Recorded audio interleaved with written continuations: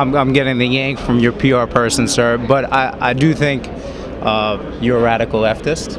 You think I'm a radical leftist? I think you're a radical leftist. I do.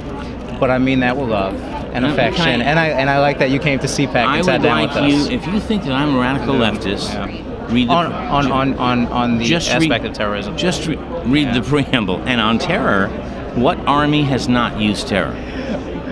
I would define terrorism. Americans don't target civilians directly, as does Al Qaeda, and I would say that is terrorism.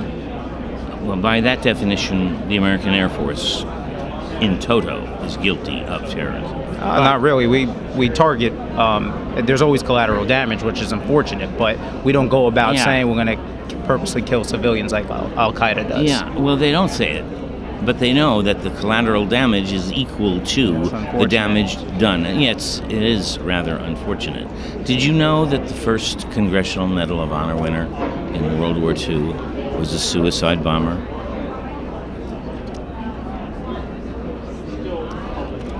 An American suicide. I can't verify that right now, but we can look it up. Check it out. Yeah. Go into the book, the room that says all those stupid things that Richard says.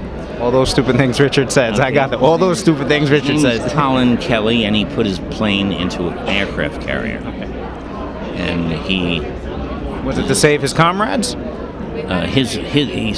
He knew his ship was fatally wounded. He is a one-man plane. Mm-hmm. So rather than waste his life, he took down a destroyer, an aircraft carrier, and was given a Congressional Medal of Honor.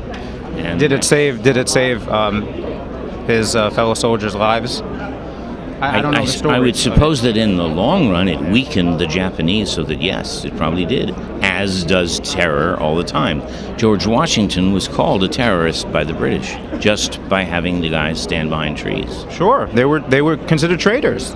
They signed a document of treason. And by calling it terrorism, you're actually declaring war on a flanking movement or a tactic or a military campaign strategy. I understand the semantics of it. And if you understand the semantics, you know. But it's just common vernacular, war and terror. It's just the common vernacular is no. I take it back. The press has a mandate that precedes the United States. The press's mandate is to speak truth to any power.